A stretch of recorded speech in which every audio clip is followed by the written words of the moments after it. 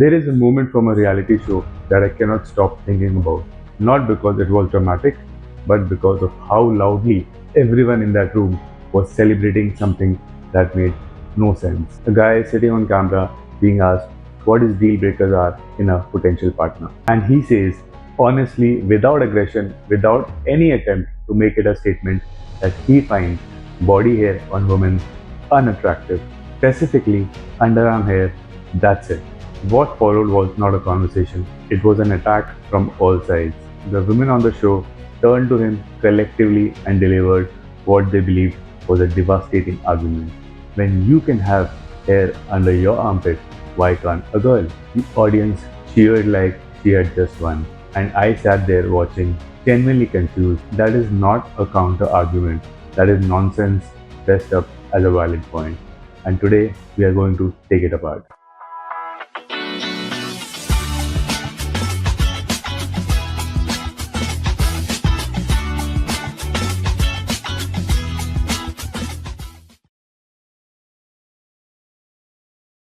Let's start with the argument itself. If you can have it, why can't she? On the surface, it sounds like it's about equality, equal standards, equal freedom, no double rules. And if that's what it was actually about, I would agree with it. But here's what the argument is actually doing. It's assuming that if something is acceptable on one gender, it must be equally attractive on another. And nobody actually believes that. Beard looks good on men. By this exact logic, a woman should be told she looks great with beard too. Nobody is making that argument because everyone already knows that what looks good on a man doesn't have to look good on a woman. That's just common sense. That is not a controversial position. That is just how attraction works. So the argument isn't really about equality at all. It's about finding the quickest way to make someone feel like a bad person for saying something honest. But let's go deeper because there is a second problem with what happened in that room. And this one is bigger. The guy said, I find this unattractive. What the room heard was, I am ordering all women to change. These are not the same sentence. They are not even close to the same sentence. One is a personal preference expressed honestly about what works for him in a partner. Other would be a demand, and that would actually be worth getting angry about. But he didn't make a demand. He answered a question about his own preferences.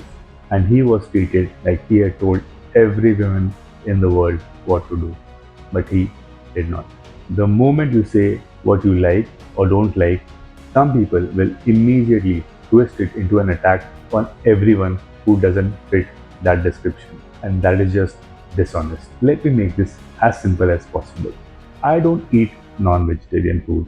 I also personally find it difficult to be around people who do. The smell, the sight, it genuinely puts me off. That is my preference. That is my reality. Am I staging a protest outside restaurants? Am I writing petitions demanding people change their diets? Am I calling people who eat meat morally inferior? No, I'm just a person who knows what works for him. And I'm not asking a single person on the planet to change what they eat. The preference exists entirely within my own life, my own choices, my own boundaries around compatibility. That's it. Now, is someone going to tell me that having that preference makes me an oppressor? Because that is the logical conclusion of the argument being made on that reality show. And it is absurd. Here is the pattern that is actually happening. Someone expresses a preference.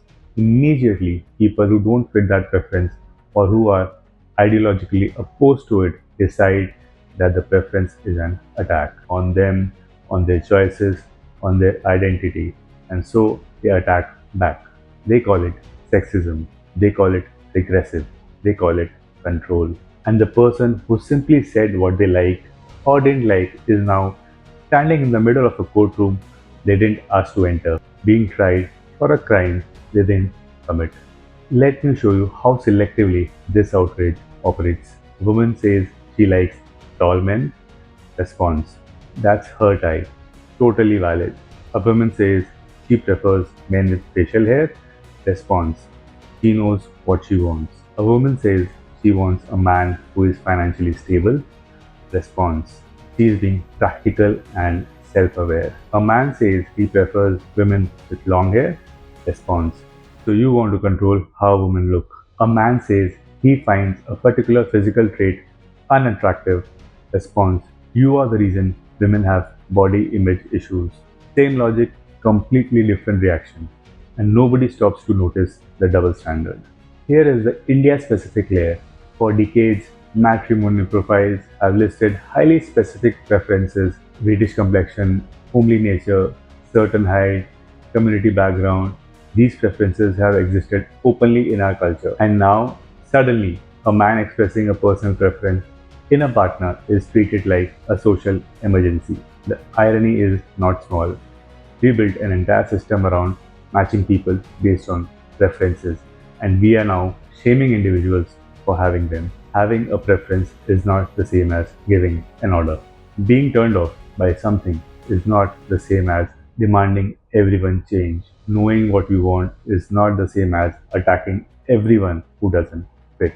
Think about the last time you told someone honestly, without aggression or intent to hurt, what you are or aren't attracted to. Someone made you feel like a criminal for it, called you shallow, controlling, or aggressive. You did nothing wrong. You were just honest about what works for you. And honesty about attraction, quiet, personal, directed at nobody, is not an attack on anyone. You are allowed to have a type. You are allowed to know what puts you off.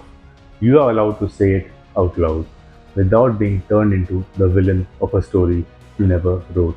And the person who doesn't fit your preference, they are allowed to find someone of their preference. That is not oppression, that is just people finding their people. Nobody is asking anyone to change. You are allowed to know what you want, and so is everyone else.